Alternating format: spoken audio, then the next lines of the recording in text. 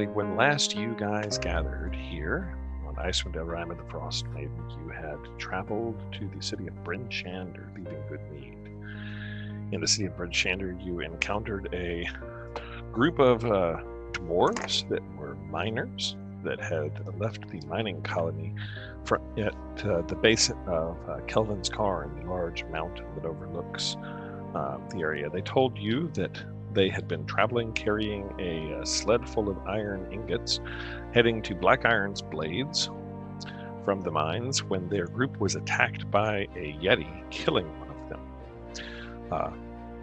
Unfortunately, it tore old Ubak limb from limb, and the survivors made their way back, offering you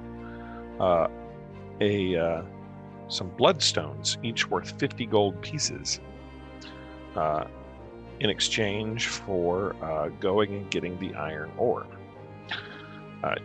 While you were there in Bryn Shander, you stayed in a local tavern, the Northlook, and you overheard rumors of yet another killing. This time a body found dead with a dagger of ice through its heart. Not in Bryn Shander, but had been found in the nearby city of Targos. You left Bryn Shander and headed out into the wilderness, traveling across the icy plains, where you found the body of dead Ubak that was left there, with his head missing and several of his limbs also missing. There were footprints leading away and sled marks leading away from where the body was left that was clearly not taken by the Yeti, but by an unknown group that had come later. You determined that the Yeti attack had happened much earlier. Following the trail, you found the sled being pulled by a party of goblins. They were pulling it up to a giant cart that was being pulled by two strapped polar bears. Sneaking up on them, you assailed the goblins, taking care of them and their leaders that hopped on top of the tamed polar bears and tried to defend themselves against your onslaught. Alas, you defeated them, but lit alight the giant cart, which is now burning in a huge inferno as you stand in the snowy banks. The sled full of iron ingots that you had been hired to collect were still present. And you assume that Harana and his other dwarven men will be much pleased with your work once you manage to make your way back to Bryn Shander. I want to show you the map so that you know where you're at.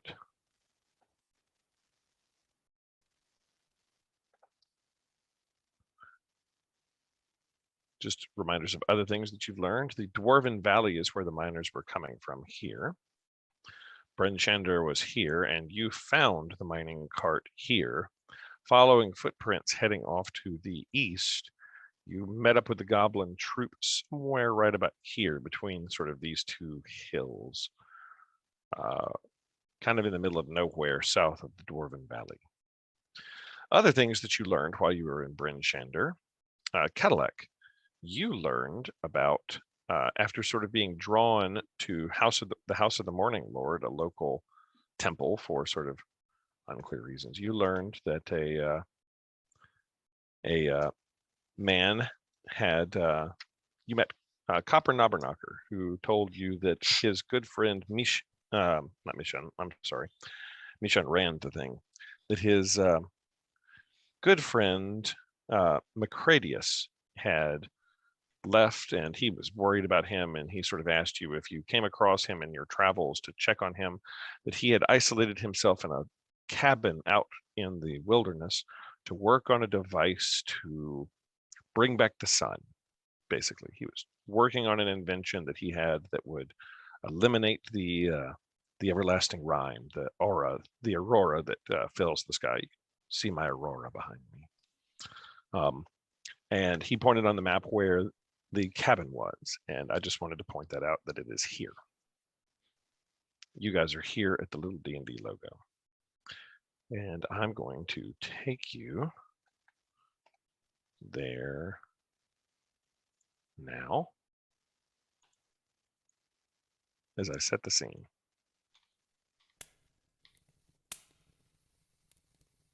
Of sort of a raging fire happening in 1 minute. Excuse me.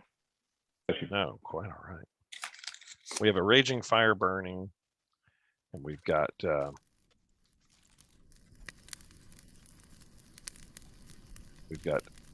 very cold wind blowing all around you, and the now getting dark woods.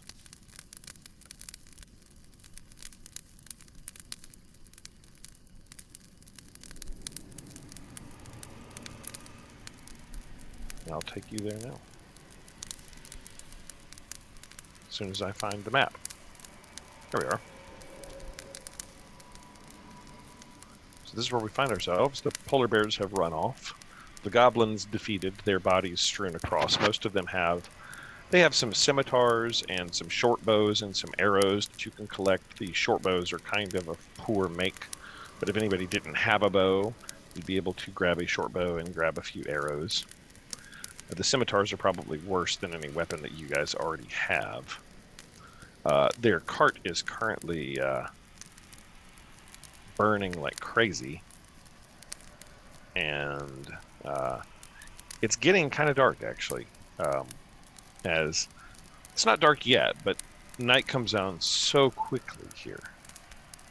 The sun almost never really makes it above the horizon, and the unfortunate thing about this part of the world now is that it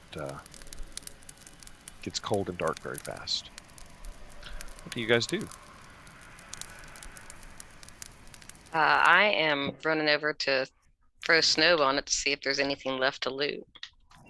I'm also going to follow you. As you're throwing snow on it, the fire is now... This cart is probably like 10 feet high, and it is encased in flames that are now like probably a good 15 feet above the cart. So whatever I can reach. We've got a big bonfire going. I mean, the rest of it can keep me warm. In the everlasting words of DM, you can certainly try. Why don't you roll me an athletics check for throwing snow? Athletics. I want to jump to the moon. You can certainly try. Yeah, you're able to get a little bit of the throw a little bit of snow on the cart, and it seems 22. To be sort of slowing the fire down a little bit.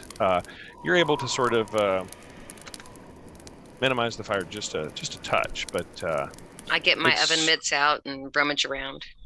Yeah, like one corner of the cart is unburnt. As you sort of rummage around and pull stuff out, you're pulling out what looks like sacks of like meats and things that are like cooking. So there's some burnt, like you're not sure what kind of meat it is. Might be otter, squirrel. Meat's meat. Some sort of meat that these goblins, could be human, could be dwarf. Not really certain, that these goblins had stowed in the cart that was like in the back that was kind of sizzling. Yutara, you came up there. What are you doing? As you see Ordella trying to throw snow on it.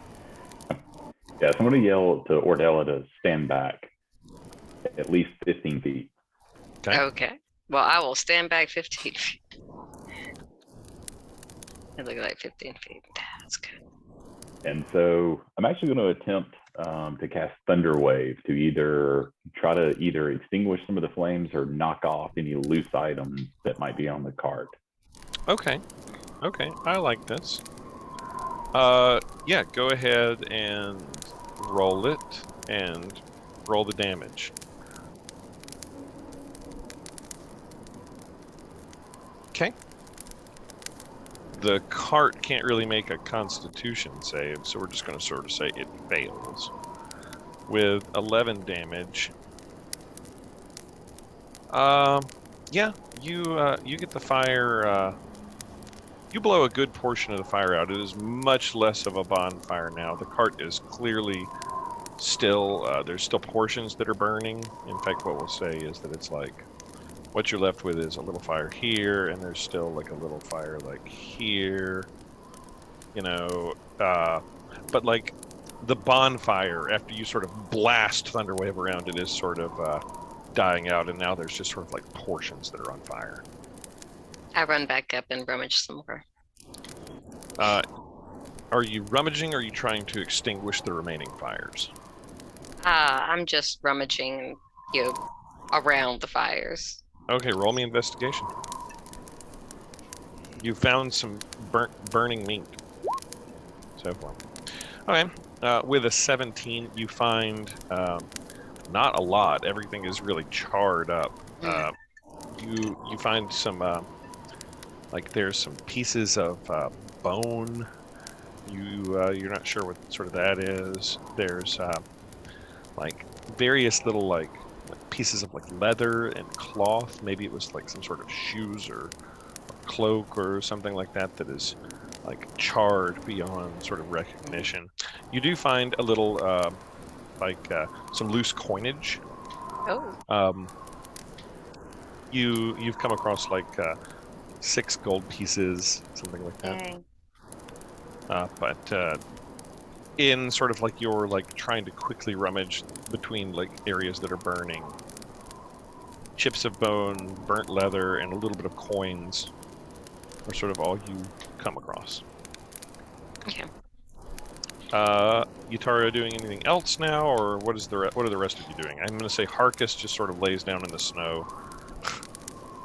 Just And watching he's the done. fire and not being particularly helpful, just gleefully observing flames. Gleefully observing flames. Okay. Yeah, it's starting to get, it's getting later, and definitely starting to get kind of cold. What about you, Cadillac, Granite Guts, and Toot? What are you guys doing? I want to investigate this cart Okay. and make sure we're aware of its contents. Okay. How are you going to do that? It is still sort of, oh, the cart that you're at? Yep. Gotcha. Sure. Roll me investigation.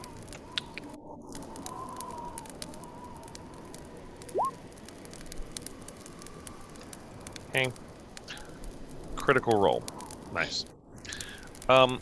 You find several pieces of fashioned iron that have been hewn into like slabs that are made for smelting and for ironwork purposes. Ironworking underneath the flaps of the cart.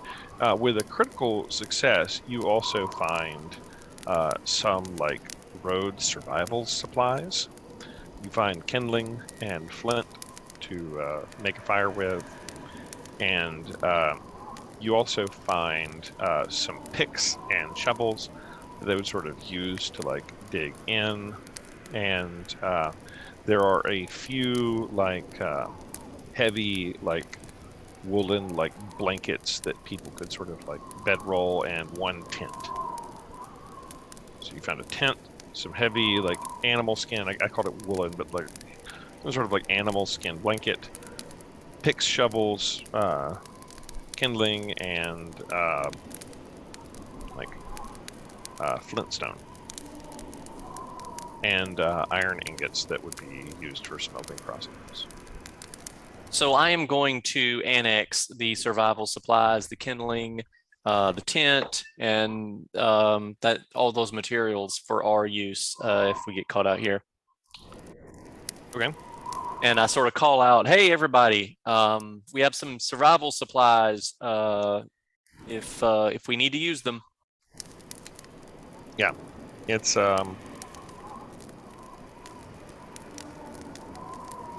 Yep.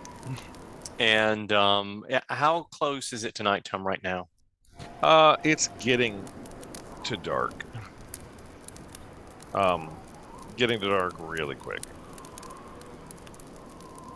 Yeah, so we're going to have to set up shop out in the wilds probably, or go back at dark. That is a decision to make. I don't know that that's better. Does anybody have any ideas on how to get this thing back in the first place? Feel like maybe a rest and then trying to drag it, if that's what we're doing, might be better. Assuming we don't all get exhausted from a bad night's sleep, that's probably a good idea. Yeah. So did the wheels burn? On the cart? No, the wheels are still intact on the goblin cart up there. It's very large. I want you to think like, think sand people in Star Wars, you know? Like, Jabba's. The dwarven, they're the Jawas. Not the Jawas. sand people, Jawas. Yeah, Jawas. Jawas. It's like the Jawa cart. the dwarven thing is just a sled. It doesn't have wheels, right? Correct, it's a sled. Okay. I'm going to take some of the kindling from the dwarven cart. Yep. And then I'm going to run up here and I'm going to catch alight some of the wood from the kindling and start a little fire beside the cart so that we can set the cart, so that we can remove the fire from the cart without losing our fire if we do need to make camp. Yeah, that's, you're able to do that without any problem. I'm just gonna freehand you some, like, freehand draw you some kindling here, you know, you got a little wood here, we'll just draw you a little fire. All right, now I'm just going to sit down and start warming my hands up. And so Granite Guts just like out in the snow by the cart, just like gets a little fire going. The cart, meanwhile, is continuing to sort of like sizzle. You hear occasional popping and sizzling and stuff like that. At this point, I'm going to try to help Ordella put out the fire on the cart now that we have a fire going. With enough time, you guys are successfully able to do that. There's a lot of charring now to the cart. You still hear the crackling of the fire that Granite Guts has lit and has got going here, but this cart is really, it's not entirely destroyed, but it's burnt. A lot of charring. Put some char down on it. You could still dig through it and see if you can come up with anything better than what Ordella found. I'm gonna dig through it. Dig through the char. Okay. Roll me investigation. Poking around in there. Oh, that's pretty good. You find a interesting looking stone that is sort of multicolored. It's almost like opalescent. You also find some of like the burnt leather and bone fragments and things like that. But you find an interesting opalescent looking stone. You know, it's you're not sure if it has like special powers or anything like that, but it would probably be valuable. You catches your eye and is the most interesting thing that you have found. Maybe it has powers. Not sure.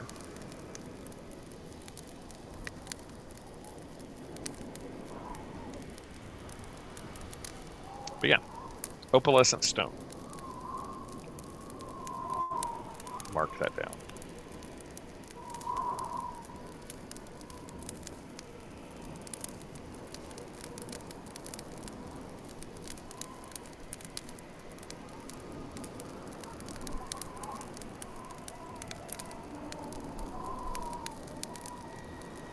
And what's everybody else doing now? Granite Guts, you've got a fire going.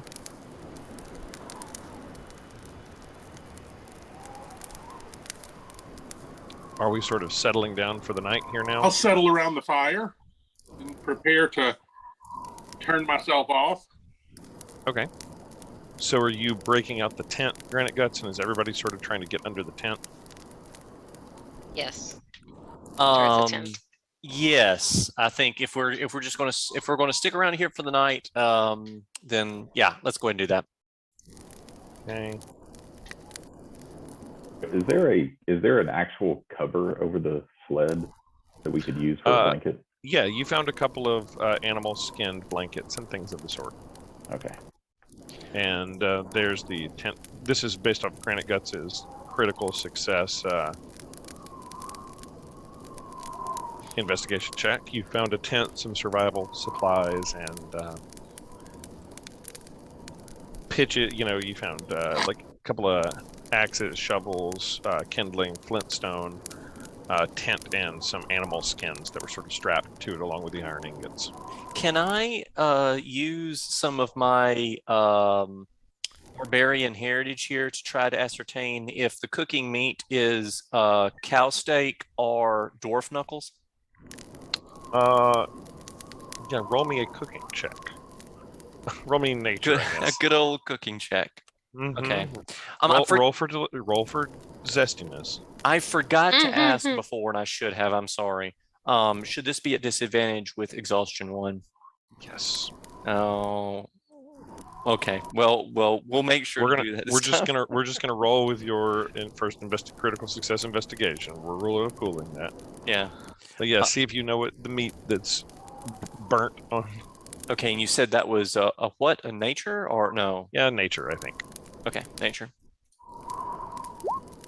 7. It's red. Which is probably not bird. Smells good. I'll let you decide that.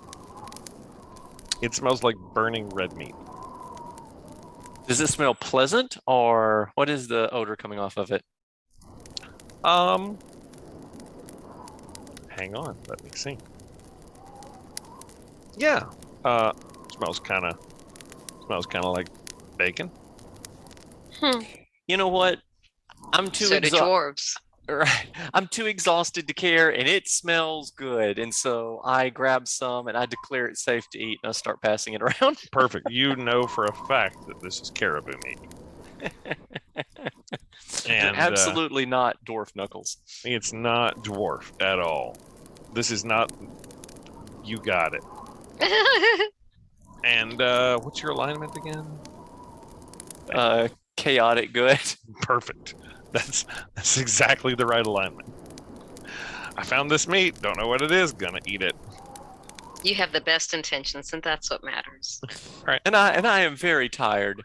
The intentions. And hungry. The intentions are good. All right. And so's the meat. So is everybody eating the mystery meat? Sure. Yep. No. All right. So Leonard's not eating the mystery meat. Ordella is eating mystery meat. It's the best. It's the best kind of meat. Yatara's eating mystery meat. Is Toot eating the mystery meat? Yeah, Toot's a bird. Toot will eat anything. Okay. Yeah, mystery meat's pretty good. Should someone go feed Kentrell's character?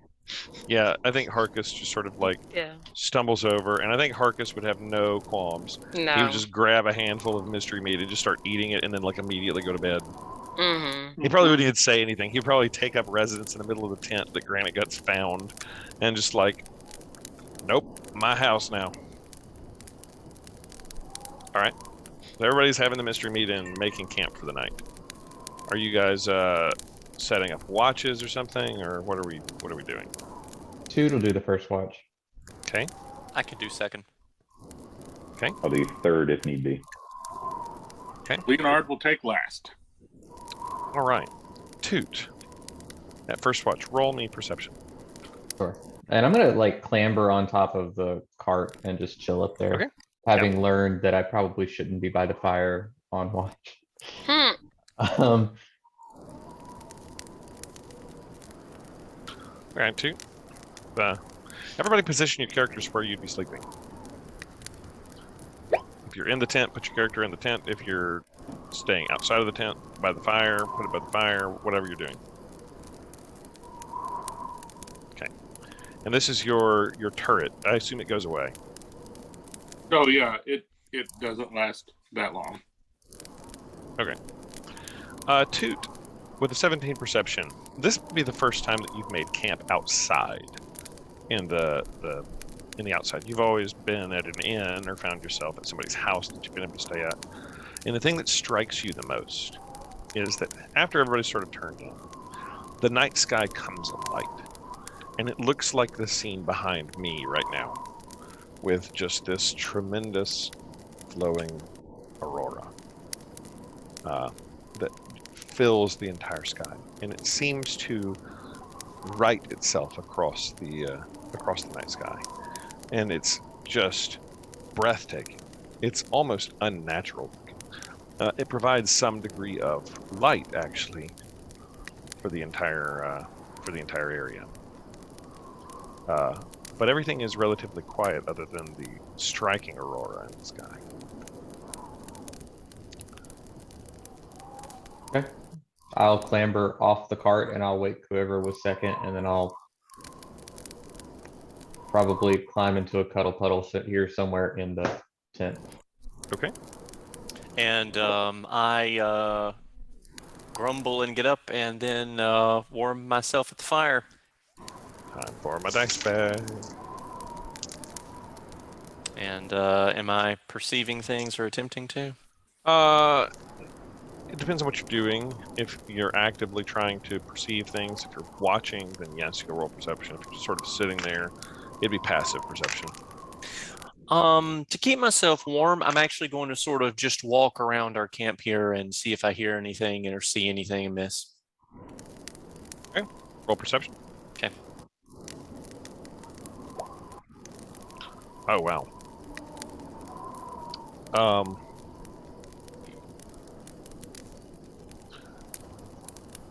You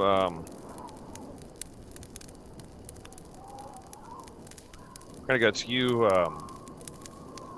do hear something that sort of bothers you.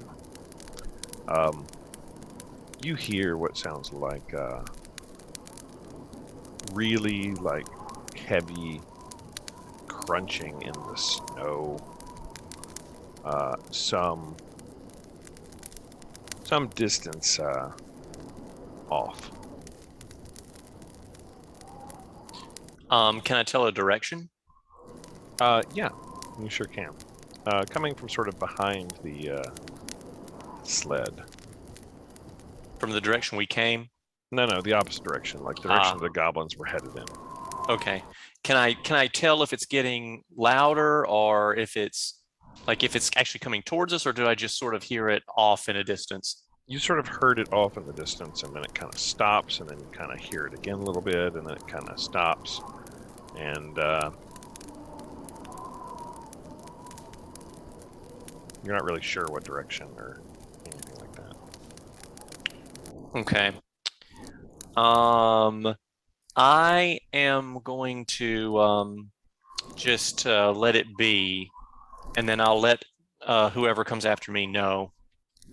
Are you trying to like see what it is, or Yeah, anything, or get any closer to it, or you well, just sort of? Okay. So, is there a big piece of kindling that I can grab from the fire? Yeah, easily.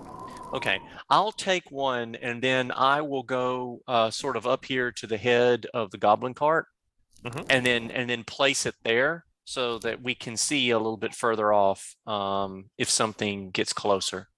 Okay. As you do that, roll me perception real quick. Okay.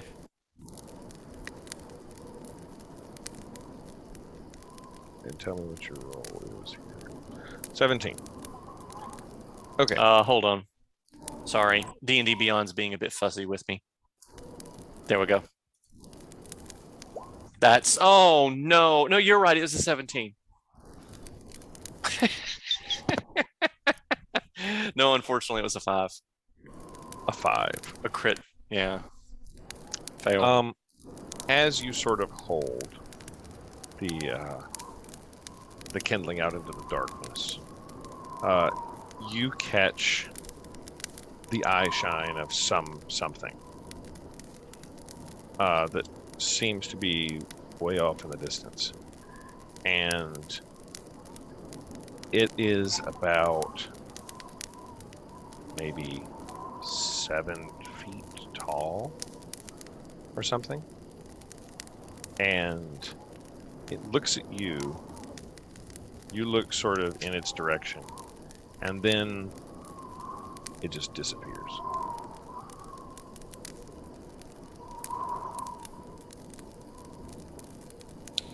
All right.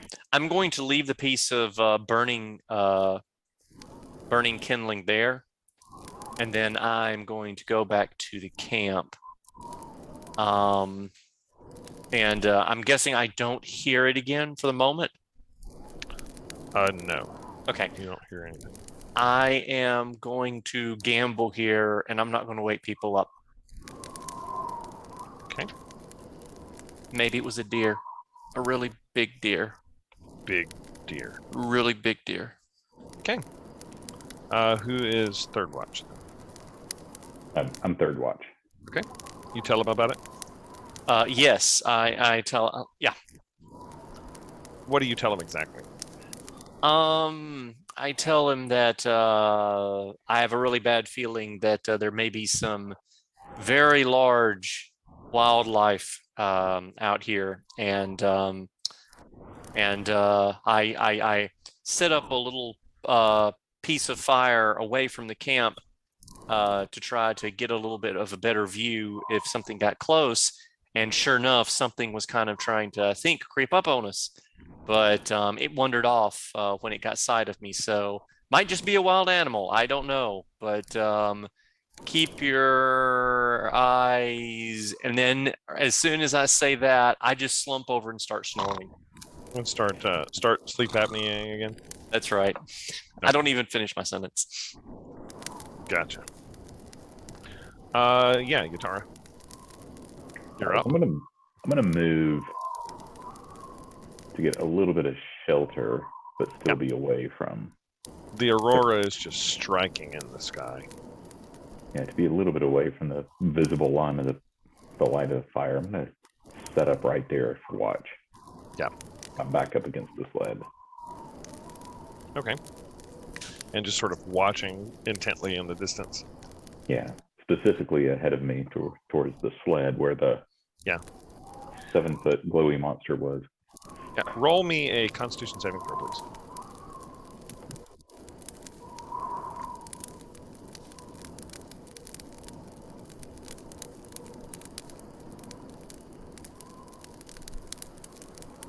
Okay.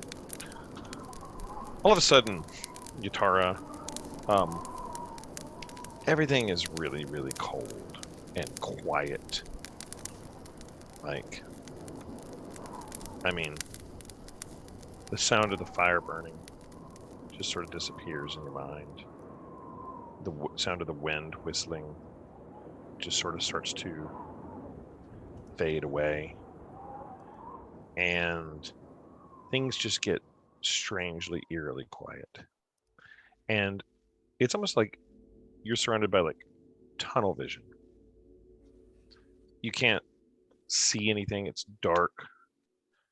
You're not sure like what exactly is like happening. And then in the distance, sort of moving across your vision, like perpendicular to you, you see something. Looks like the figure of a woman who sort of is slowly walking across the distance. And she stops as she sort of crosses your path. And as you sort of like are looking, all of a sudden your vision becomes much clearer and closer. And this is unlike any woman you've seen before, because she seems to be entirely encased in ice. And as you pass by, as you pass closer, she sort of turns and looks at you, and opens her eyes, and they are made out of the palest ice cold blue. And she looks at you, just opens her mouth, and what looks like just cold air and frost just blows out of it and surrounds you.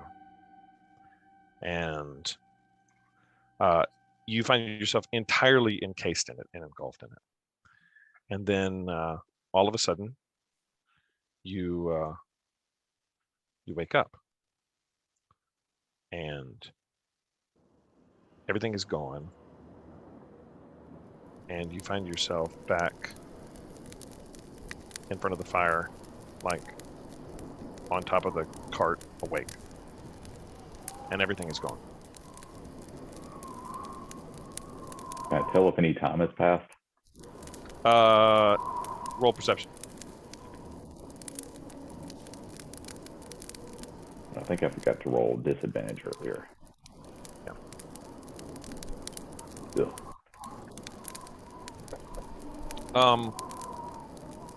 You think so?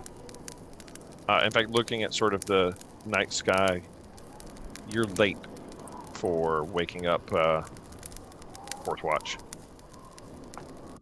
Like, it should already have been time. You were sort of out somehow.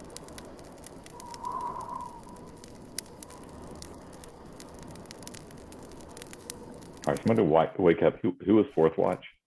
Leonard. I'm going to wake Leonard up the robot. Leonard. Yeah, I'm going to wake up Leonard and describe to him what I think happened or was potentially a dream. At this point, I'm not really sure what happened. Hey, Jeff. Yeah. I was sitting right here facing our camp. Yep. And Leonard never actually sleeps. Oh, yeah.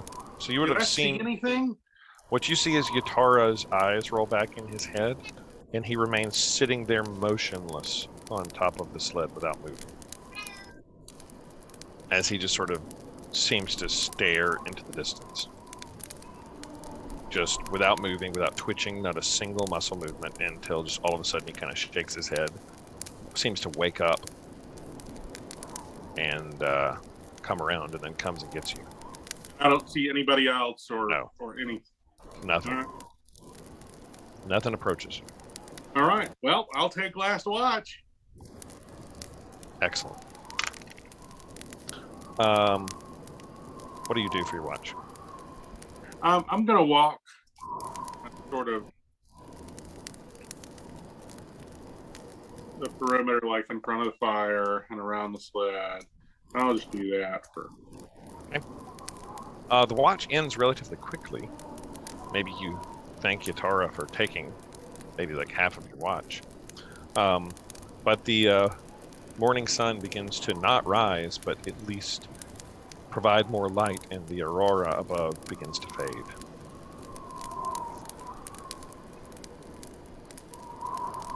And the next day comes. Everybody can take a long rest.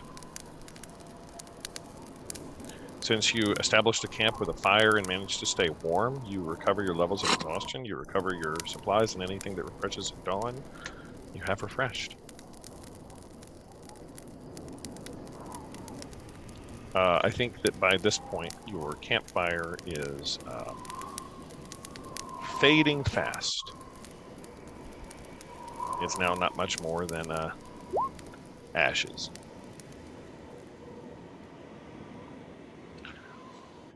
And what are you guys doing?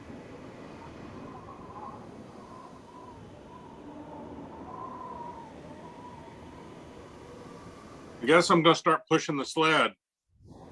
Okay. Pack up our stuff and start heading back. Yeah. All right. The tent Because gets these packed wheels are like big. Like there's not an easily conceivable take the wheels off, put them on the sled up. situation. Well, you don't think it. No, you don't think it'd be Okay. easy. All right. Maybe it could be done, but No, I'll just push it. easy's probably not the operative way. We could just move the cargo from the dwarf sled over to the wheeled cart. That is true. You could do it. The wheeled cart now is damaged and burnt, and was previously pulled by 2 bears. Whoops. Which you don't have. And that cart was much larger than this one too, right? Yes, That card is quite large. It is the same like lengthwise like as this sled, but it is high. So yeah, Leonard, you start to turn the sled. It actually moves without, like, you're able to turn it, and you think to yourself that like this could be done. It would just take an effort from everybody to drag it, but could definitely be done. Yeah, I'll keep pushing it. Okay. I'll help. All right, you're helping. I'll push from I'll help behind. as well. Okay, so everybody is just pushing. Everybody roll me a group athletics check. Can I guide myself? Yeah. You can definitely guide yourself. I'm gonna It's not very need. helpful. He's just gonna ride. Yeah. Ordella's helping. Cadillac's helping. Guitar is helping. Okay, I just needed 50% successes, and we've got 50% successes. So yes, you guys are able to push the sled back. All right. As you're sort of pushing, I apologize. I don't have a. Well, maybe I could get the sled. I don't think I have I don't have the ability to move the sled. Let me see if I have a sled. I don't think I have a sled. Do I have a sled? Art for a sled. I don't think I do. Ugh. Sorry. Will that work? That'll sort of work. Okay. Yeah, oh. I guess that can kind of represent it. All right. You guys are pushing it back to camp. Who's leading the group? As you sort of followed footprints off the trail, you find those footprints are basically blown over with snow at this point.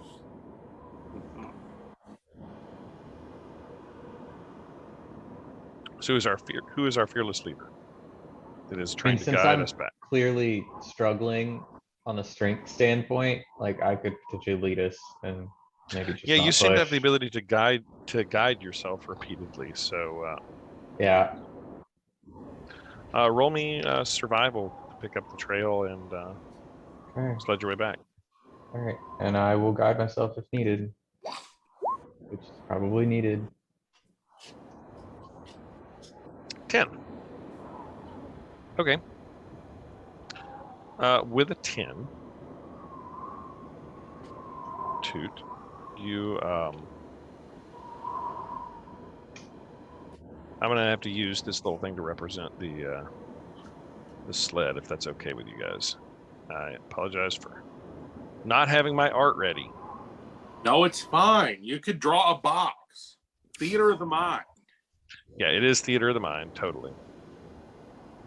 You are correct. But it is theater of my creation. So, all right, we're gonna do this. This is drawing. Theater of Microsoft Paint. Hey, I work hard to make it good. All right. With a 10 on your guidance check, you're moving in sort of the right direction, but you get a little bit off of the beaten path, and you come across an area that is somewhat unfamiliar to you. I'll take you all there now. There are a couple of, you're on sort of like glacier ice, and you come across a couple of like open crevasses that are sort of like blocking your path back. Not entirely, but may make this somewhat of a challenging journey, challenging way to sort of move. And I've got your sled here with your packed stuff. Who's pushing, who's pulling, etc., etc. I'm helping pull, I think. All right. I'll push. So Leonard, you're sort of in the back pushing on the sled with the iron ingots. Cadillac, you're pulling at the front. Ordella, you said you were pulling. I can pull, yes. Yatara, you're pushing. And Toot, what were you doing? You were pushing, albeit not that helpful. Well, originally I was pushing, and then I didn't really Offering do moral that very support. well, so I was, I guess, guiding near Yeah, the he's our front and scout. not Okay, really. so you're scouting out, and we'll say Yeah. that Harkus is sort of pulling as well. So Toot, you come across these this like crevasse in the snow and bring everybody to a halt. What do you do? I look back at the others and say, maybe this isn't the way that we came. We could try to go forward, but I don't know. What do you want to do? You want to go back, or?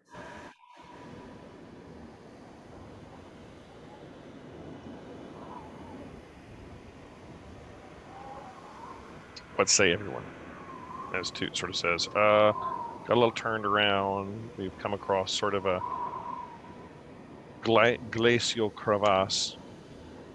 Well, let's find out where we're going before we just turn around and start going another direction. I mean, can we perceive junk's heavy. which direction we're going based on where the sun is right now? Or can we see the sun? Yeah, you sure can try. Let's roll survival. The sun doesn't come up above the horizon, so it's a little difficult to navigate by it. You know, it's kind of like imagine Antarctica in winter, where you get a couple hours of like twilight, but you don't get a lot of sun. You think that you're headed west, but your level of certainty is not great.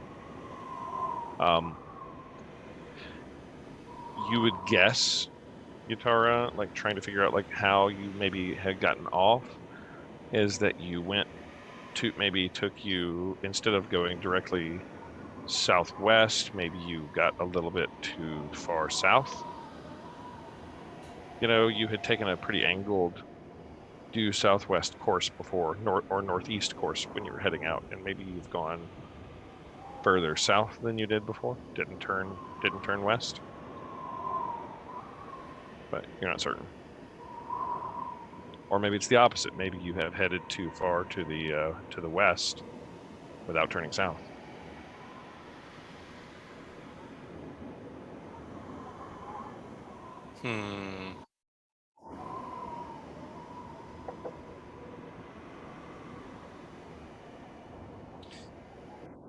Is the terrain around these glacial crevasses, are they actually sort of big hills? It's like piles of like blown snow on top of ice. So they're like, think like snow dunes. They're packed firmly enough that you could get up on them and sort of see if you could see. Yeah, well, can I investigate one and see if I could determine if we could actually pull the sleigh through that tougher terrain? Yeah, where are you going? I think I'm going to go up here and investigate these dunes to see what I make of them. Okay, they appear to be about 10 feet tall. They are hills. It seems sort of like rolling hills with snow on top of them as you get closer. The surface of the land is like glacier, it almost seems, and there is like cracks in the ice that you're sort of riding across that it sort of like falls down deep into. They seem sturdy, like it could hold your weight as you get up to it. Are you climbing up? Yes, I think I will, so I can get a better sense of the terrain that we would be going into. Okay. Roll me perception. Okay. All right. As you sort of look around, you can see that there probably is a path you would be able to sort of navigate the sled through, like between these glaciers to sort of head that direction. It's like, yeah, you think you could it could be gotten around. It's not like you have not reached an impassable place, but the terrain might be a little bit difficult and somewhat challenging to navigate.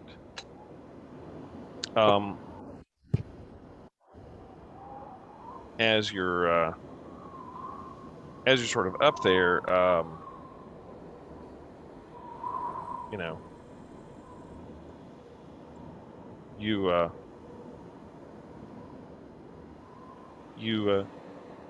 get sort of an eerie sense about yourself. Oh no. It's a very ominous sounding eerie sense. Roll perception. Okay. Big money, well, moderate money. Moderate money. You hear what you think might be the wind, or maybe it was something growl. But maybe it was just the wind. Something sort of caught your attention. So, I back down the hill, but I do it while facing forward. Because I'm not quite sure what I may or may not have detected. And so I am going to sort of back my way back to the group, and I'm going to tell them, hey guys, so here's you're right here. You're slowly backing down the hill. Uh-oh. Okay. Yes, The hills I'm slowly have backing eyes. down the hill. Let me not get ahead of myself. Yeah, The don't hills Okay. growl. don't get too far ahead of yourself here, sir. It's like the D&D version of The Sound of Music. The hills are alive with the sound of growling. As you slowly start backing down the hill that you just climbed up, all of a sudden you have this really like eerie feeling come about yourself. You hear what could be sort of the wind versus something sort of growling, and then topping the hill over top is a creature that climbs up on top of the hill, and it stares directly at you, stands up on hind legs, and growls at you, Granite Guts. I And miss you. as it does that, I need you to make a Constitution saving throw. Okay. As it stares at you with what look like icy blue eyes.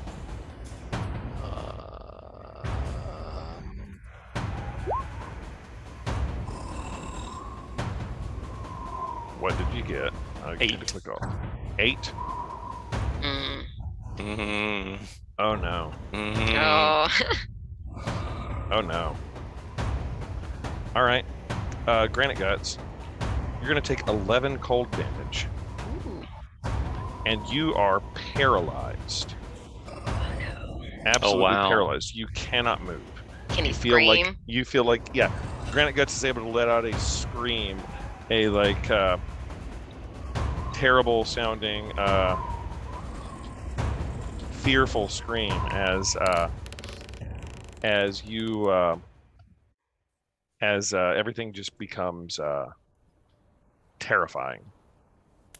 And everybody, go ahead and roll initiative.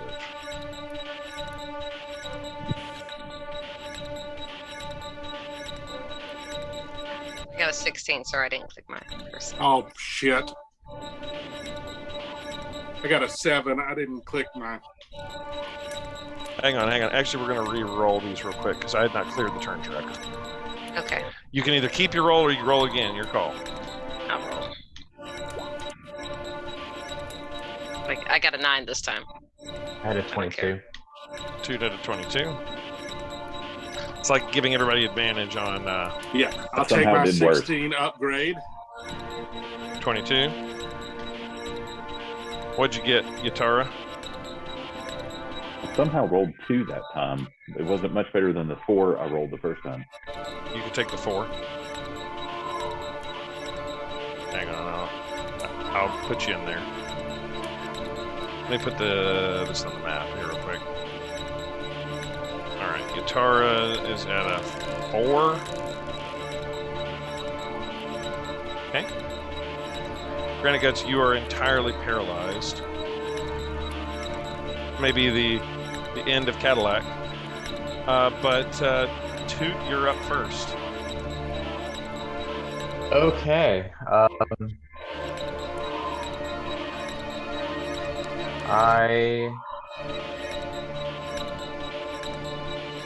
I have no idea what caused them to be paralyzed, so You just saw that. You saw this thing top the hill, and you saw it stare and roar at Granite Guts, and you see like him turn like blue, and he's shaking in fear, and then it just stops, like he's like becomes like literally frozen in place Okay. as he lets out a pained scream. You intuit that it is some sort of magic.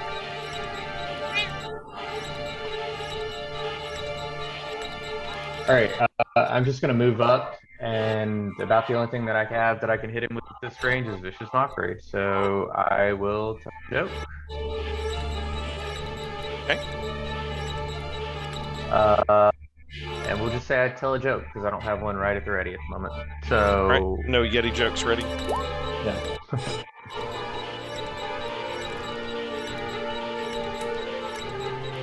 Okay. Let me just get the music down just a bit. Got too much music here. There we go. All right. So DC 12 Wisdom save. Yes, please. It rolls a 12, so it meets. Okay.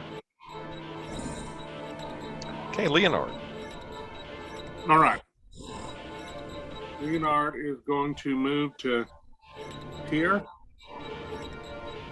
and summon my flamethrower. Okay. Let me get you a flamethrower.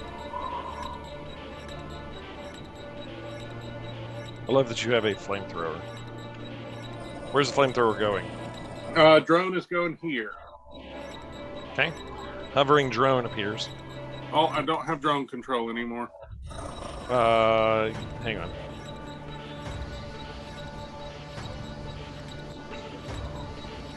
Yeah, you do now. Awesome. Yep. Okay. Drone is going to move to here. Okay. All right, what are you doing then?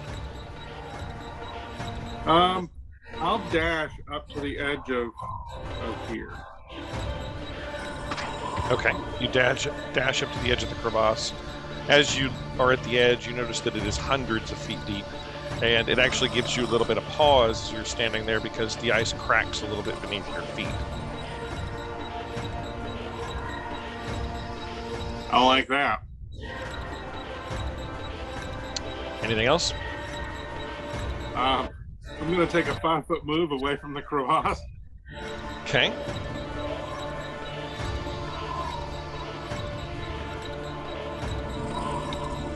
And anything with your action? Or I guess summoning the flamethrower is your action. Well, yeah, summoning the flamethrower. Okay. It is the beast's turn.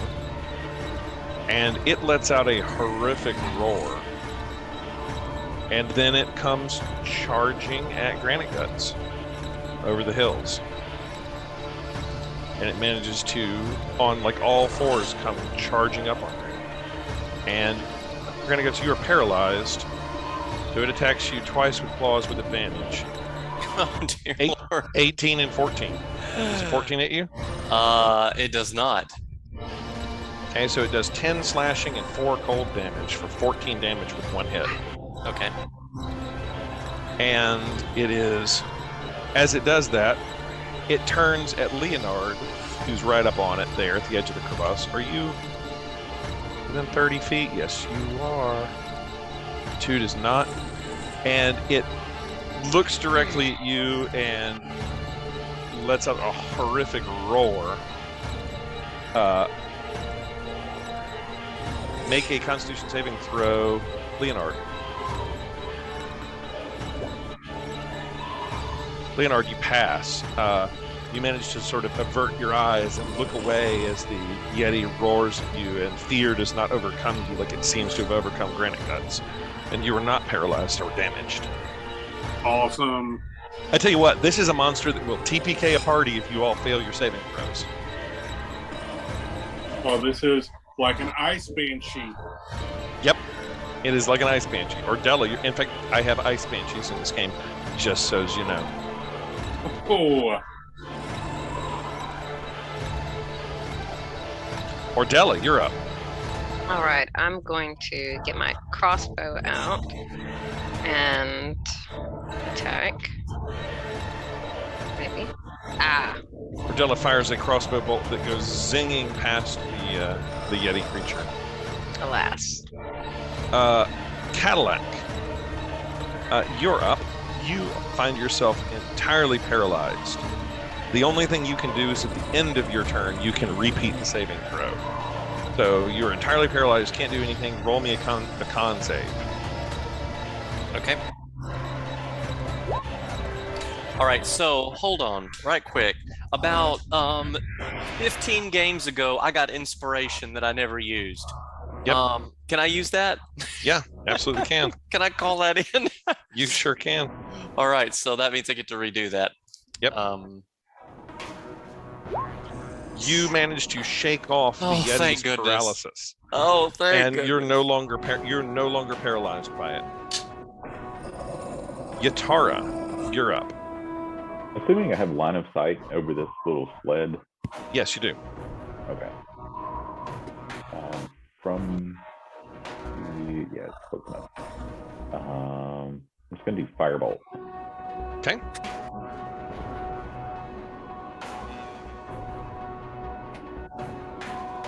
The firebolt misses as the fire goes blasting by it. Roll me perception, everybody. Especially you, Granite Guts. Granite Guts, you can take advantage on this. Everybody can roll perception.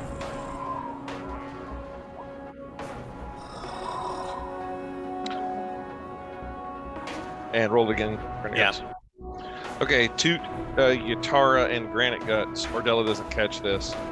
As the firebolt goes flying by the Yeti, it kind of like, and sort of like exaggeratedly like tries to move out of its way. Toot, you're up.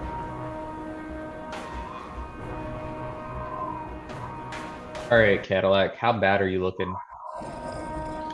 I'm at 9 out of 34. So if the second one had hit, you'd be dead. Yes. So not great.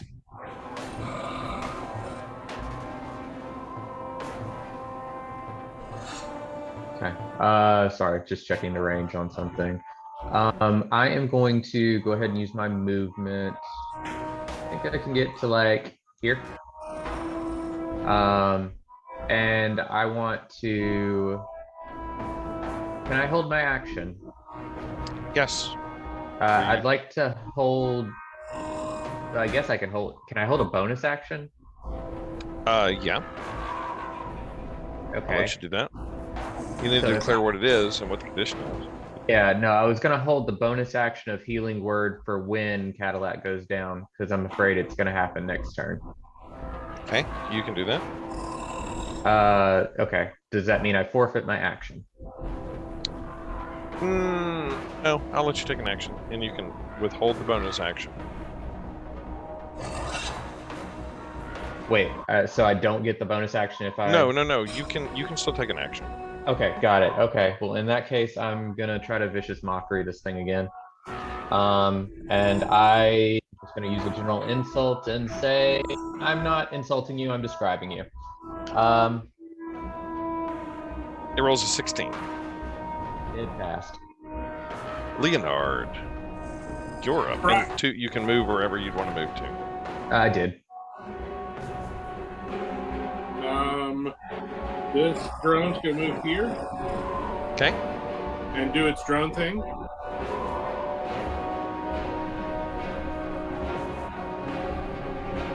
$11 to hit. Is a miss. No, hang on. That didn't. It is a DC 13 Dex save. Okay, so it lets out a cone of fire. Yes. Yeti fails. All right. 11 fire damage. As the Yeti is covered in fire, it lets out a just horrific roar. It didn't seem to like that at all. Oh, good. And the Yeti is up, and it's going to take a swing at the drone, but it's disadvantaged. It rolls an 11 and a 14 Nope. as it claws at them and misses. Oh, I didn't do anything. Sorry. Yeah, you can go. Leonard is going to. Mother. I'm going to cast Catapult. I forgot that my cantrip is Ray of Frost. Okay. Fails that. As Catapult hits it for 6 bludgeoning. All right, and pushes it. No. Ordella, you're up. Okay, I'm gonna shoot another crossbow bolt his way. Okay. Ordella's staying away. Ah, Rolling hot tonight there, Ordella. I know, right? Single digit rolling. Cadillac, you're able to move again. This monster is right on top of you. It's got a little bit of its fur singed now by a floating drone flamethrower. Comes out of Leonard. Do I remember exactly what happened when Oh, yeah. you roared at me the first time? Oh and yeah, it you terrified remember me? it. Yeah, And it, you like, remember looked it. at me. Yeah, you just couldn't move. You like physically could not move until you shook it off. Okay.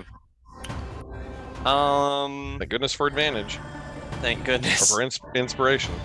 Yeah, oh yeah, for inspiration. Okay. I am going to I'm going to attack him two-handed with the long sword of life stealing. Okay.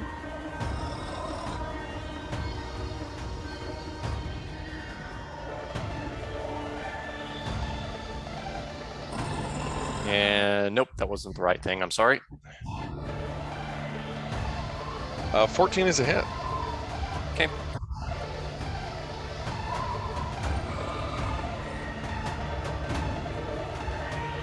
Have that damage. Okay. Just gonna do 12 slashing. Max damage. Nice. And I get some life back, and so that's No, only if it's Yeah. no. oh. Yeah, so the way the Sword of Life Stealing, one more time to work, is when you attack a creature, if you crit, it takes an extra 10 necrotic damage, and you gain 10 extra hit Okay, points. so that's a crit. Got it. So if you crit, it takes 10 more necrotic, Got and it. you get 10 points back. Got it. So I have to crit. Got it. You have to crit. It's a crit bonus. Yatara, you're up. Unless you're moving or doing anything with your bonus action, granted guts, I apologize.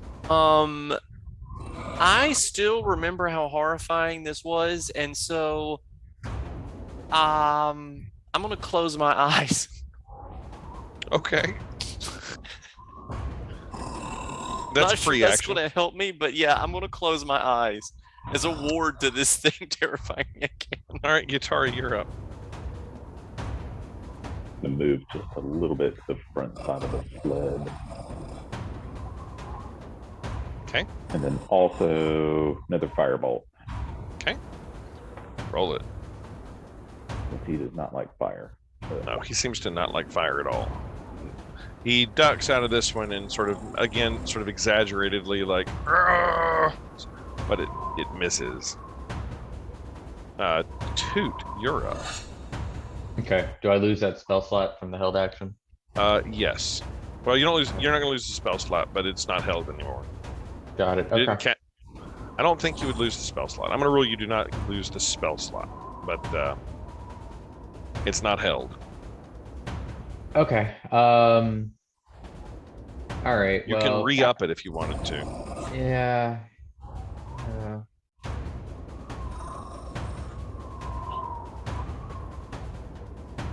I'm just gonna risk it. I'm gonna move a little bit further, and then I think I'm going to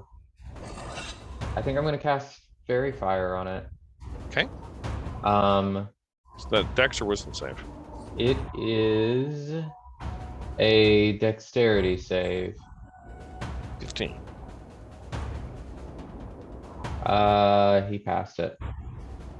So that didn't work. Okay. Leonard, you and your flamethrower are up. All right. So, flamethrower is going to flamethrow. Let me see if I can get 13. that. That's going to be a tie, so he'll take half damage. So he passes. Yeah. Oh, he takes half damage, so he still takes fire damage. Yes. Oh, damn. Oh, that's really good against him. I know, right? That really... Oh, wow. It's fire damage? Oh, man. So he takes 3. But it's still fire damage, which seems to disadvantage him. But it's still fire damage. Yeah, that is... Mechanically, that's imposing disadvantage. Which, frankly, may be extremely important to you. All right? What are you doing, Leonard? I am going to cast Catapult.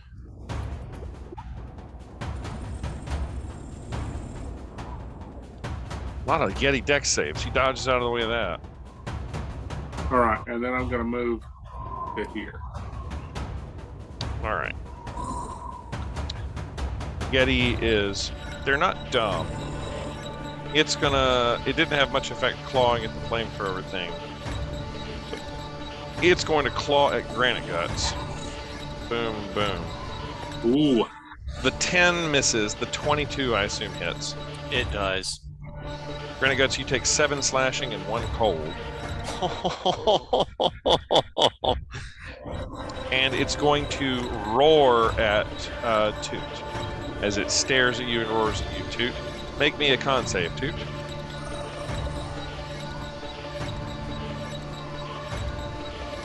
Toot, you managed to shrug off the icy stare from the terrible Yeti. Ordella, you're up. So yeah, Toot and Granite Guts and Leonard, y'all are immune to its stare, but you may not know, your characters may not know that. Okay, I'm going to try crossbow again. Ah! Wait, is that the third, 9 in a row Yes. you've rolled? Yes. I think one was like a 7 or 8, but yes. They're The dice don't love you. They really don't. Tonight's not my night. I toss the crossbow aside and attack. Yeah. I mean, Ordella's got a big axe. She's gonna charge up there and get in it. Well, I was trying to stay out of his range. You're playing very smart. You're just missing a lot. Yeah. Yeah, you rolled 5 on the die. Granite Guts, you're up. Okay. Hey, Granite Guts is the one dying here because he's up close to it. Yeah. I, as a bonus action, am going to cast. Let me see. Shield of Faith upon myself. Okay. And then I am going to take another swing with my longsword at him. Okay. That's a hit.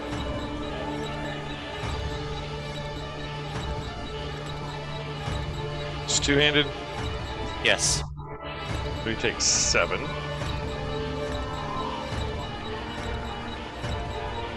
Okay. And any movement or anything?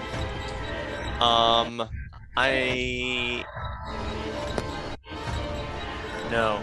I want to stay where I'm at. Guitarra, you're up.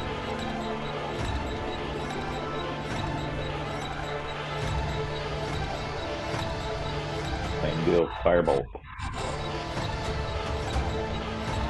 One of you guys shooting in the back is going to have to hit eventually.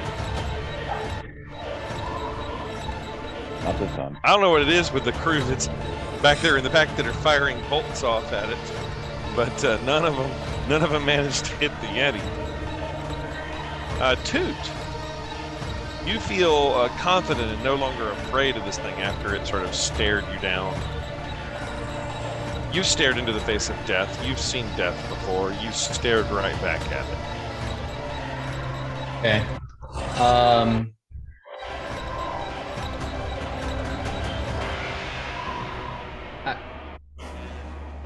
Mechanics question, Jeff. Yeah. A death saving throw is still considered a saving throw, correct? Just a normal saving throw. Okay. It is a saving throw. So in theory, if someone has Bardic Inspiration, they could still use it on a death saving throw. Yes. Okay. So Bardic Inspiration, Cadillac, I will tell you, how do you get a tavern filled with dwarves to go up to the roof? Yell drinks around the house. So you have Bardic Inspiration that you can add to an attack roll, ability check, or saving throw. It's a D6. Sweet. So that was my bonus action. My action, I'm gonna cry. Crying's a free action, right? Crying is a free action. Not close Crying enough. is always allowed. Yeah, no, I'm just gonna attempt Vicious Mockery again. Okay. So yeah, Wisdom saving throw. Okay. 19.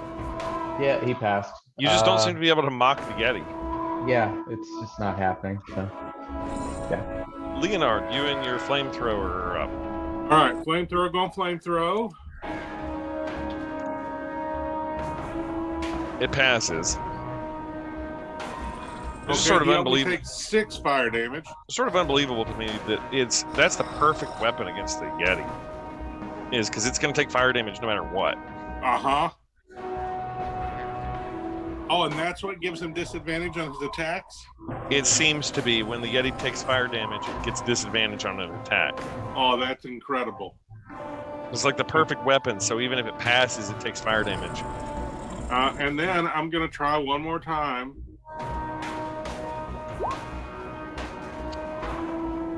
Oh, wow.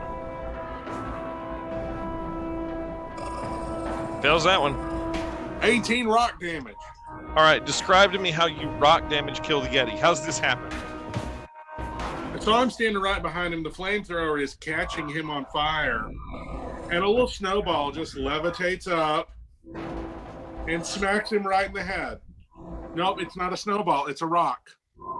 It can't be a snowball. He's immune to cold. Yep. And it just sort of like pounds him. Like smacks him right in the center of the head. And he just falls over. Harkus immediately comes over and starts skinning the Yeti. Right. Like, not even thinking about it. He's thinking Yeti pelt. Not one word, just coming over. Not one word, just a knife comes out and he starts skinning it.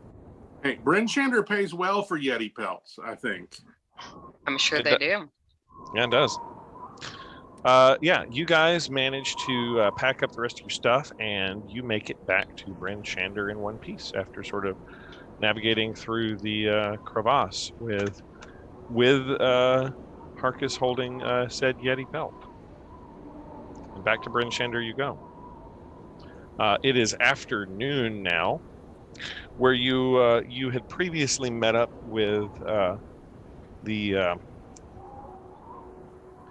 Harana and his other two dwarven companions, Korux and Storn, at the Northlook, and you assume that is where they would meet back with you to collect your gems.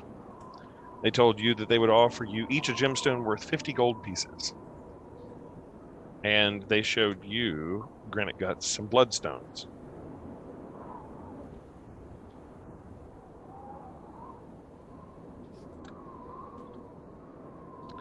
So, are you guys heading there or elsewhere?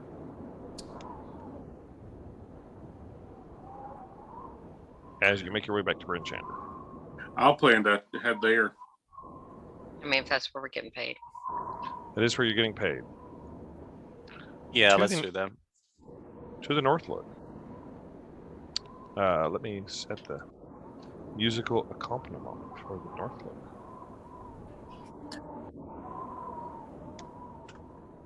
Okay. You make your way into the North Look.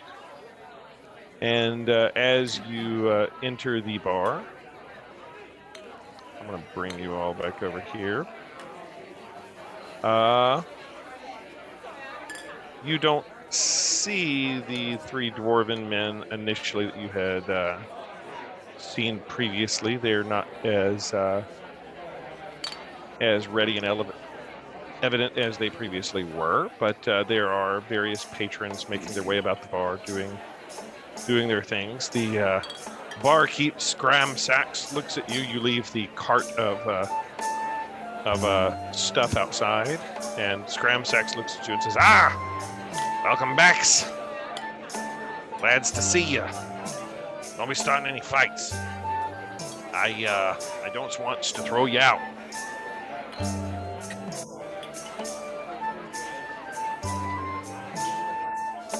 What doest thou? So, wherever Leonard goes, I'm sort of going to lean on him because I am at a fraction of an HP right now. So if I stumble on a chair, I'm going to die. Are you just looking for? So I'm literally leaning on Leonard. Leonard, if that's okay with you. Absolutely. Are you all just looking for a place to sit down somewhere, or like what? I'm looking for these people. Yeah, you don't immediately see them anywhere. Roll perception.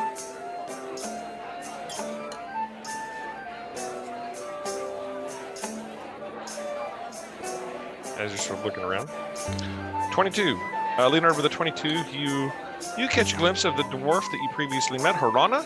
He's sitting way back here in the back with two other dwarves, and they're having ales. All right, I'm going to drag my buddy Cadillac, who's using me as a walking stick, over there. them. Yeah, are you all going that way? Yep. Sure. All right. As you approach the table that they're sitting at, you see three dwarven people that you recognize. Rana and his two associates, Korux and whatever his other name was. Korux and Storn. And they're sitting at a table. Over the head, there is a large fish that is mounted on the wall. Has a placard beneath it that says, Old Bitey. And Harana looks over at you and says, Brother Dwarf, I see you've returned. You appear injured. Please, tell us of your adventures. Have you been able to return with Black Iron's ingots? We have your ingots, and we ran into some very nasty wildlife. But we have your ingots, and so we are eager to have you uphold your part of the bargain. Wildlife. You found the Yeti. Yes, the Yeti. About that. Yes, we did. And nasty business. And you have slain it, I take it. Yes. He was slain. He almost slayed me, but well, cheers around, Master. Cheers around, Master Cadillac. Ubak would thank you in his rest his soul for slaying the Yeti that claimed his life. Would he thank me with a free round of mead? Do you think? That seems fair. And he says, aye. And as they all stand up, the fish on the wall that's mounted that says Old Bitey sort of all of a sudden like turns its head out and looks at you all. It opens its mouth and it starts to sing. And it says, there's a place I like to go, further up the river slow. Where it is I do not know. Must be under all that snow. And it sort of flaps its like tail and flaps its head and then goes back onto the wall. I love it. And Harana looks up and goes, a damn thing's been going off all night. Don't move near it. I think they got it in some traveling bazaar. Scramsex looks over and goes, I picked it up in a strange restaurant in a strange land that had all sorts of junk. I thought it interesting, hooked it to the wall. No, I'm just kidding. Some wizard cast a spell on it that makes it do that when you get too close to it. And yeah, he passes around a series of ales.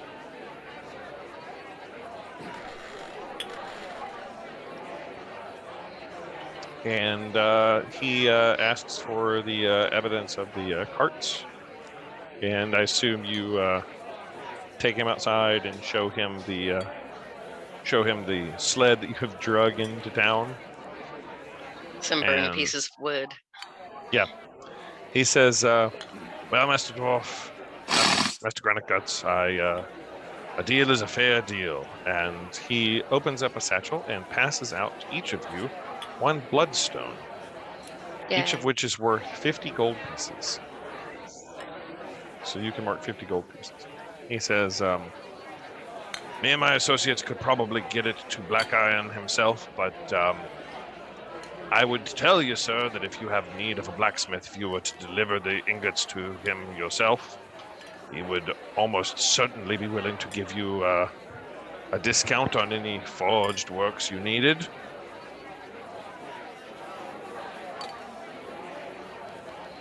But for now, drinks. And they order another round of ale in celebration of the death of the Yeti that killed Ubak.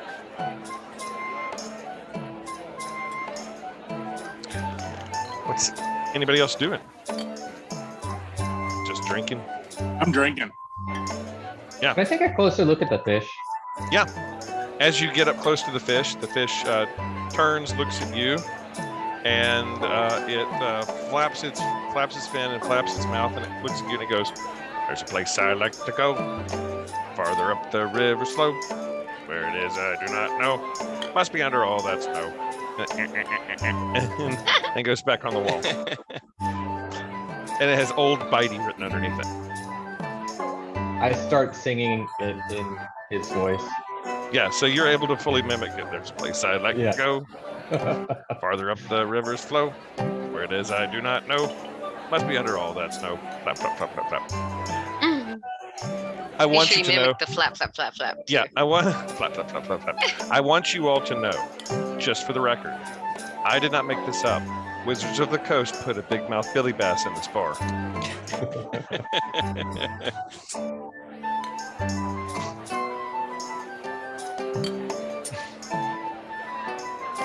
I just liked it too much that I couldn't leave it out, that I had to include it. We would never forgive you if you did. What are you doing to investigate the fish? Are you just looking at it, or are you like poking at it? I think initially I'll look at it, but like I think I will touch it. Roll me investigation. Sure. Can I guide myself? Yeah, sure. As it's flapping at you, as you're looking really closely at it with an 18, something catches your eye that sort of shimmers a little bit in the fish's mouth. Can I try to grab it? Yeah. It's moving. Are you just gonna are you gonna try to catch it when it flips its mouth out, or are you gonna just force it open and stick your little flippers in there? No, I mean, I'm pretty quick. I think I can. All right, roll me a. Are you gonna try to do it with nobody noticing, or are you gonna try to be obvious? You don't care if you're obvious about it. I mean, I don't care if I'm obvious. It's fine. Okay, just roll me dexterity then. If you're trying to do it sleight of hand, roll me sleight of hand or something. Yeah, I mean, I've been poking at it, so I don't think I care about that. Okay. Dexterity. Yeah. Yeah, you're able to get in there. There's a ring in its mouth. It's a signet ring. Interesting. What's on it? What does it look like? It's got a small gem on it, a red gem, and a couple of a sigil that you don't recognize. Interesting. I'll look at it for a moment, and then I'll pocket it. Okay. Yeah, you've got a signet ring.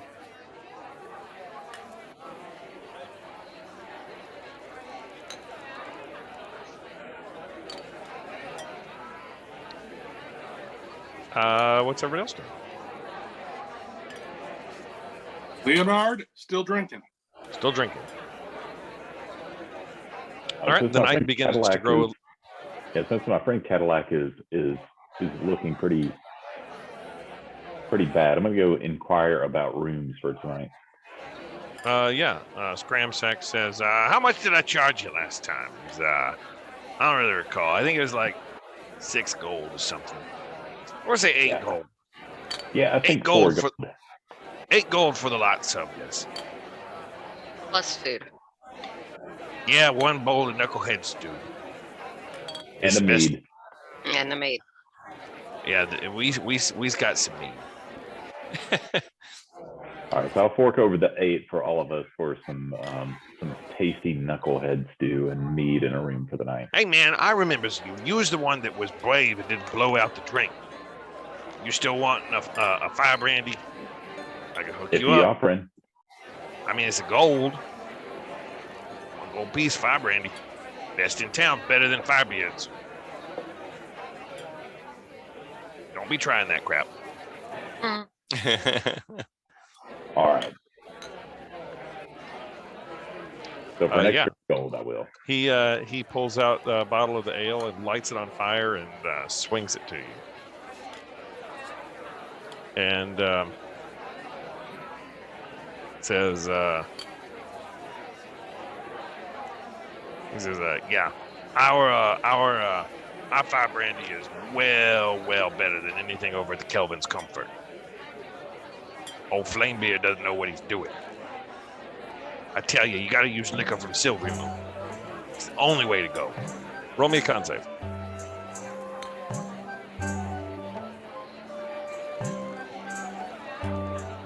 Are you an elf? Are you human? Half elf. Half elf? Okay. You all of a sudden just like, you are drunk beyond belief. You don't pass out. It seems to be maybe your elvish heritage keeps you on your feet. But it hits you like a ton of bricks. And he laughs and says, ha ha ha, yep. Fire brandy claims another. All right, what's everybody else doing? Yeah, again, the talk of the bar is, yeah, there has been another murder that has happened.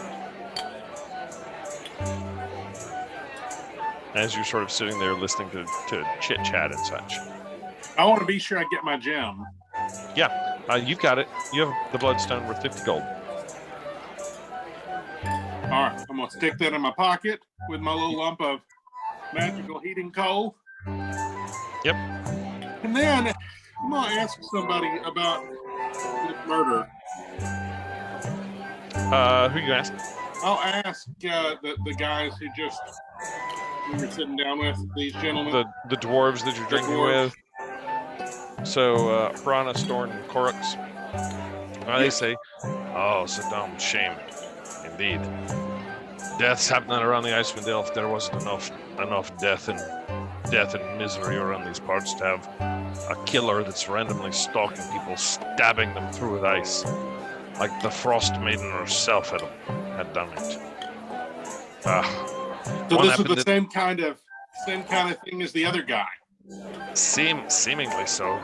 Rumor is that this has happened in the burg of Targos. Happened here not but a 10 day ago. Here in Bryn Shander. Now out in Targos, just to the east of here, we find it yet happen again. I tell you, I don't know what will satisfy this killer until a pile of bodies to reach the stars. Makes people on edge. Food is short and supplies are thin, and people just randomly being murdered in the streets. Innocent people. I mean, there are fights that break out and people get killed around here. Cold, animals, but just to be murders. I mean, those things don't happen. There are fishermen and scrimshanders and hard-working folk here. But, like, murder doesn't happen in these parts. I don't know where you come from, Master. I apologize. I do not know your kind. If you are human or if you appear to be somewhat mechanical. Yep. That is strange to me, but I do not judge. But wherever you come from, perhaps killings happen and war happens, but in these parts we have to cling to each other to survive, and murders just do not happen. Jeff, is this the path that the traveling carnival was taking? You recall it wasn't a carnival, but it was a merchant troop. Right. And yes, you had learned that they were leaving East Haven and eventually heading towards the town of Bremen, was one of their destinations.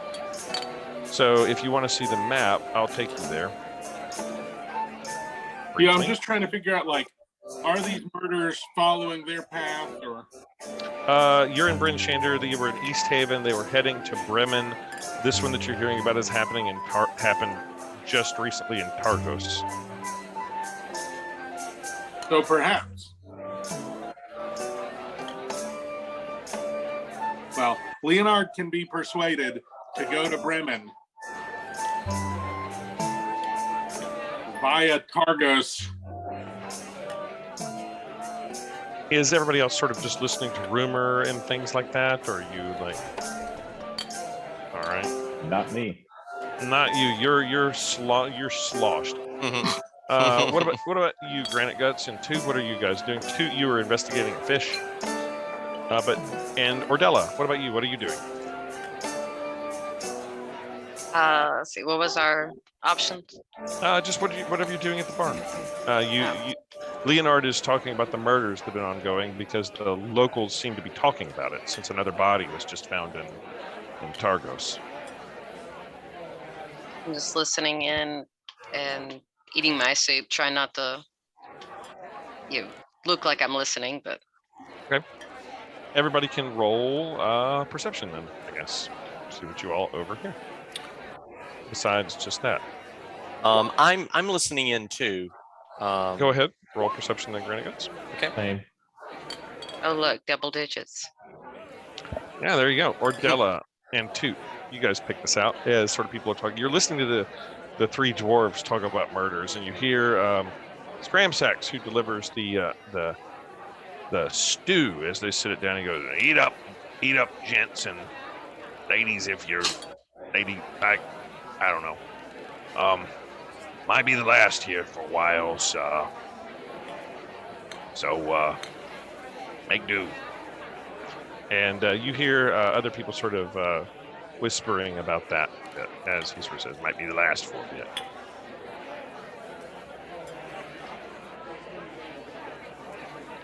And I'll take you back to the bar scene from the map. Yeah, I'll just sort look up at Ordella to see if she heard the same thing I did. Yes. Yeah. And what do y'all do?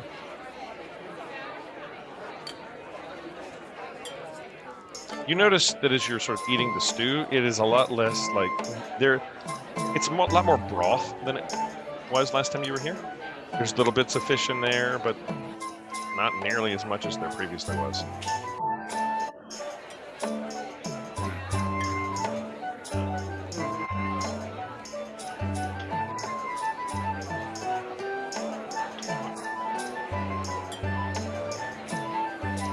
What do you do, Toot? She's still meandering about. Yeah. Yeah. I'll they- raise my hand and motion him over. He's, yes, Master, Toot. Toot. You was the one that was wanting to perform. Yeah. What You can were I the do one that this weren't for? interested. I said you were the one that wasn't interested. Yeah, I got enough performances happening around here. Watch out, somebody's about to lose their head in a minute. And Yeah. he says, what can I do you for? can I get another round for my friends? And I, Indeed. what was that? I thought I heard you say something about it'll be the last of it around here for a while. I mean, Alright, what you hadn't heard? I just blankly stare. He says, well, I mean, come on. How long you? Okay, I guess you've been out and about in the wilderness or something. The two main lakes around here are Mare Dweldon and Dinsmere. I mean, there's the red waters down there by Dugan's Hole and Goodmead, but they's totally frozen over. So, and those Dugan's folks, they ain't shared nothing. And Goodmead, they send out the ale. That's what they do. But they ain't got enough people to catch no fish. But over in old East Haven, where all the fishing fleets is centered, these fishermen's been going missing, and now the fisher folks are too afraid to go out on the water. So there's rumors of a bunch of them went missing a while ago, and the city sent folks out looking for them, and then they's went missing. Then more fishermen have gone missing ever since, and now hell, they just ain't bringing in any fish down in East Haven. And then on top of it all off, up there on Mare Dweldon, there's like some sort of thing. It's like knocking boats under the water and eating fishermen, and like drowning the peoples. So like last shipment of fish from the fishing villages ain't made its way to Bryn Shanda. All the caravans.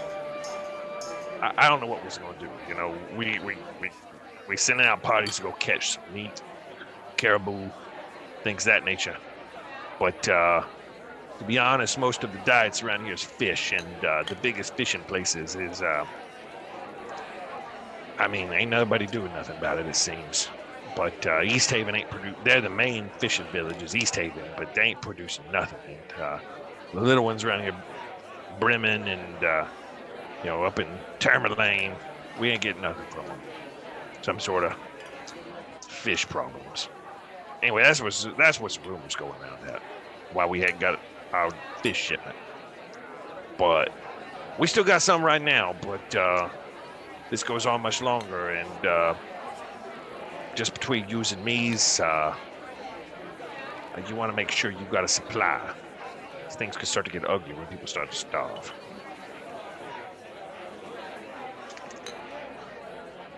A lot of fishy stuff going on. I mean, I don't know what's going on. There's just like fishermen's going missing, and then fishing boats getting attacked. And listen, we're fishing people. What you want? So how about that round? He says, I got you. And he saunters off to go get you some ale.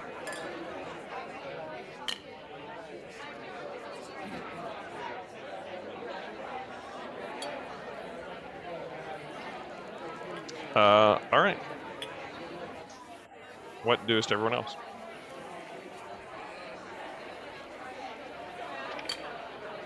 Should we look into it? Up to you. Murders in Bremen. Fish have stopped flowing from East Haven. And it sounds like a lot more people will die from a famine than from a Yeah. To remind you, over in East Haven, you had learned about fishermen that had gone missing. Yeah, and I'm wondering if we're the people that went missing going after said fishermen, because I think some agreed, Cadillac, for us all to go. But Bremen is another fishing town, and he says there's some sort of beastie that's joining over boats and eating peoples. So the fishermen ain't going out of Bremen neither. Like another Yeti. Like a water Yeti. There was Yetis in the water. I don't know. It may all just be a bunch of scrimshanders talking, but they's always talking about sea monsters and that kind of thing. You hadn't heard of the Mare Dweldon monster. They say it's got a long neck, big wide body, and flippers. Comes out of the lack, periodically scares people. It's all legend around here. They call it Mary. Mary the lake monster. Yeah, after Mary the Wild One. Makes sense to me. Anyway, I got to get going. Other customers take care of. Here's your keys to your rooms. And he looks over at you and says, I'll give you, Ordella, a key, and you can go with the bird and with the, I guess, the wizardly person. The rest of you, here's another key. Thank you. And gives a key to Ordella Toot and Yatara. And Granite Guts and Leonard, you're given the key. All right. I'll just stand guard in the hallway. Okay. As if I'm a statue. As if you're a robot statue. A robot statue. We're just going to say the night passes without event. You're safe in the bar. You're all able to take a long rest and recover your HP. Granite Guts, you are fully refreshed. Nobody has any exhaustion. Yay. Where are you guys headed? So I guess that's the decision. Is are we going to hunt a lake monster or going to find an ice murderer? The ice murderer is sort of in the direction of the lake monster. The other option is back towards East Haven, where Fishers had gone missing as well. So that's two separate things. The fisherman missing and So there was fishermen missing from East Haven, okay. and then you agreed to go find them, and then sort of ran off to go chase beer. And Oops. they haven't come back, and people have not come back to find them, so no fish are coming into the city of East Haven. So East Haven is not sending fish out, and Bryn Chinder has not received any fish from East Haven.